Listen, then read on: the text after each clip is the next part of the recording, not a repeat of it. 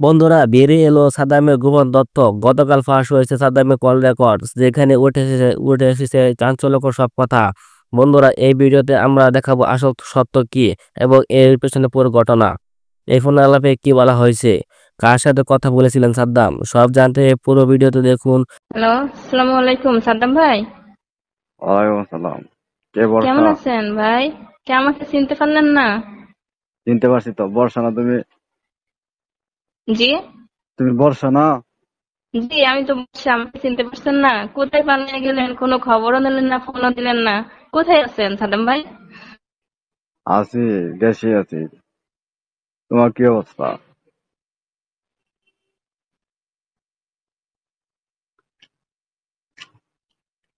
Hello hello. Hello. হ্যাঁ, কোথায় আছেন আপনি? বলা বলতেছি, যায় না? বলা তো যাই। দেশে আছি, বাংলাদেশে আছি। তুমি কোথায়? তোমার কি অবস্থা? আমি তো মনে করেন শহরেই ছিলাম কিছুদিন। তারপরে এমন অবস্থা হলো যে বাসা থেকে বেরোতে পারি না, বাজার ঘাটে যেতে পারি না, বাসায় থাকার মতো কোনো অবস্থা ছিল না। এই সারাক্ষণ ছাত্ররা আসে, হানা দেয়, মানে ভাঙচুর করার জন্য অনেক কিছু বলে, গালাগালি করে, সারাক্ষণ আসে জ্বালা যন্ত্রণা করে। তা আপনি কোথায় আছেন সাদ্দাম ভাই, বলেন না? হ্যাঁ। তোমাদের কি কি মারটার দিছিল নাকি? তোমরা কি ছাত্রদের মারটা সামনে দিলে পড়ছিল?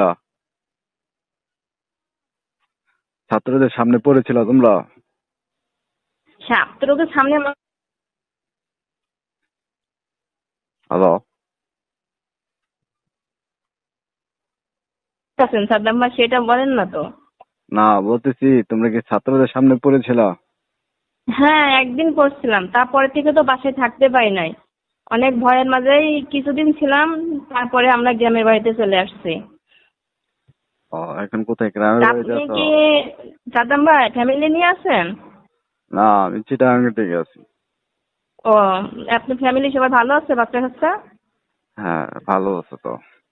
যে আপনি একটা দেশের ফোন যে দিয়ে যোগাযোগ করার চেষ্টাও করেন না। যোগাযোগ কিভাবে করবো? দেশের যে পরিস্থিতি, এখানে তো টিকে থাকে, তাই হচ্ছে। চাচ্ছিলাম যে বাইরে চলে যাইতে, বাইরে তো যাচ্ছে, যেতে পারি নাই।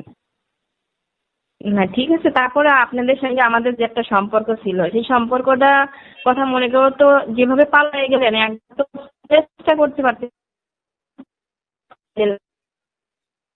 তবে আছে। চেষ্টা কেমনি করবো? যেভাবে নেত্রী পালাইছে এভাবে তো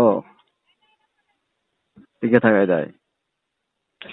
ঠিক আছে, তারপর আপনি যেভাবে পালাই গেলেন, কিন্তু আমরা তো ওরকম পালানোর মতো কোনো সুযোগ পাইনি, আর আপনি তো আমাদের সঙ্গে কোনো কখনো বলা বলেও করেন নাই। সাদাম্মা, যাই হোক, এখন আপনি বর্তমান কি করতেছেন এবং কোথায় আছেন, এটা সঠিকভাবে বলেন তো। সঠিকভাবে তো বলা যাবে না, সমস্যা আছে। কেন? আপনার সঙ্গে যদি আমি দেখা করতে যাই কখনো, কোনো পর্যন্ত হতেই পারে। আমি করতে পারবো না তো।